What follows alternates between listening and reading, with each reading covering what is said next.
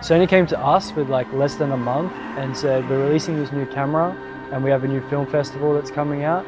If we were to give you guys the opportunity to create something, what would you do? We wanted to really highlight the journey and the process of the filmmaker. It's all happening. It's all happening.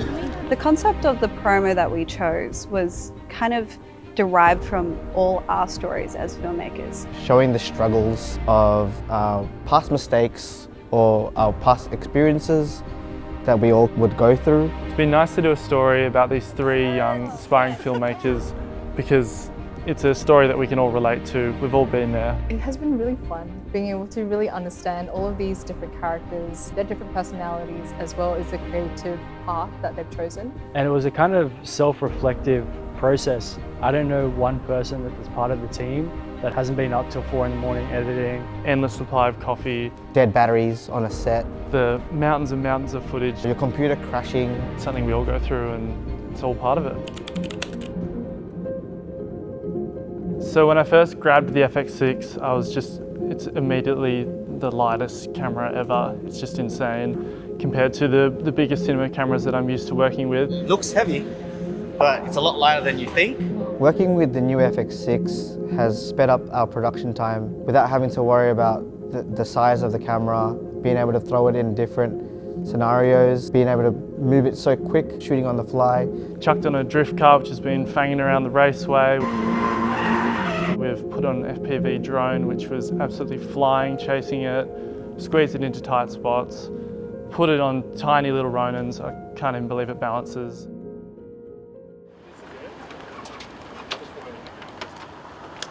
Right now we're here at Eastern Creek Raceway. We're rigging up the car with the FX6.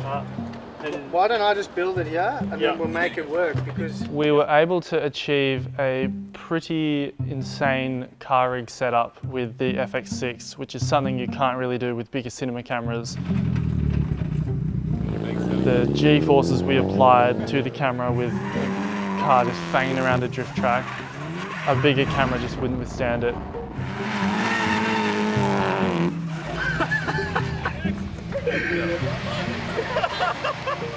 Woohoo! That's sick! I rocked up for the car scene and I was expecting this big heavy lifted drone because I knew the camera was light, but I didn't think it was this light. So this is the drone that we're going to use to mount the FX6 on. It's not what I expected, but it's actually really impressive. And sure enough, they've got this tiny little FPV drone. The propellers are absolutely miniature. And all of a sudden, you see this FX6 on this tiny drone whizzing past with no effort, going crazy around the track, doing crazy moves.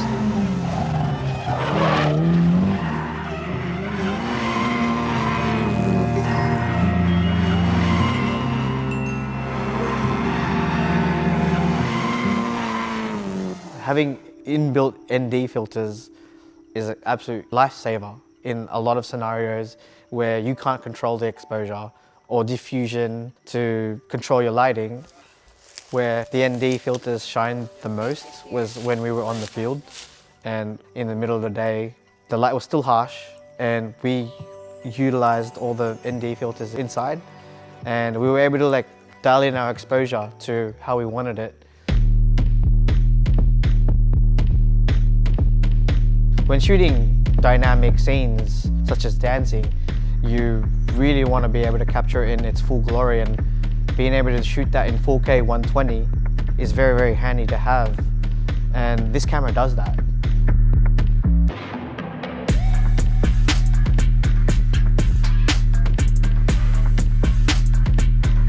Having used Sony's other mirrorless cameras, I was already impressed with the IAF on those systems, and for them to implement it in this camera is absolutely game-changing as well, because no longer having to worry about if things are going to be in focus or not, because IAF is incredibly intelligent. That was great. Well done, guys. During the field scene, we had to split up the teams because of time restraints. So we sent our A team to go get ready for the drift scene, while our B team stayed and focused on getting the final shots of the kids walking through the grass. Because of this, we lost our camera assistant pulling focus for us. So we had to just rely on the camera's capabilities and its autofocus to get us through the last couple of shots, and we're able to move on without a hiccup. Battery life was something I literally never even thought about on this shoot. The FX6 just chews through barely any power, which is just amazing. We were able to just keep working throughout the whole day and maybe only change the battery once or twice.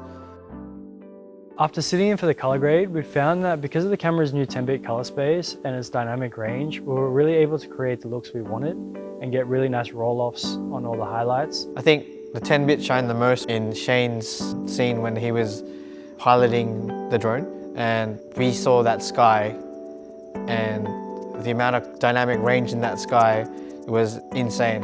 You still had a little bit of highlights from the sun, and then you had this crazy mixture of all the clouds and the darks of the clouds.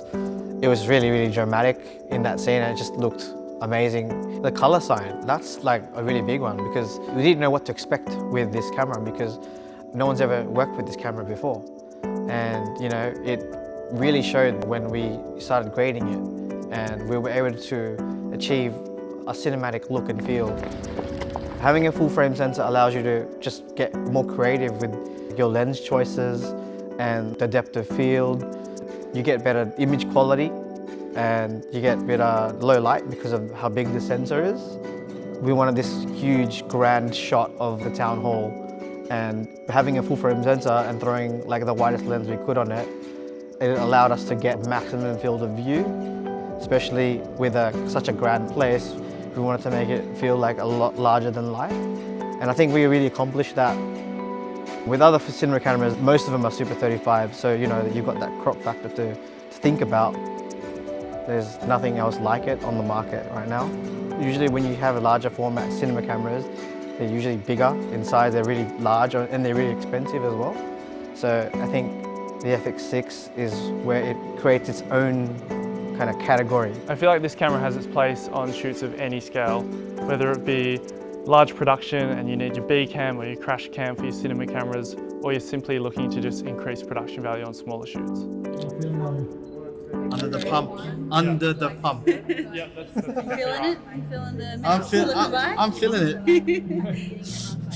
I relate to this project or this concept being a dreamer myself.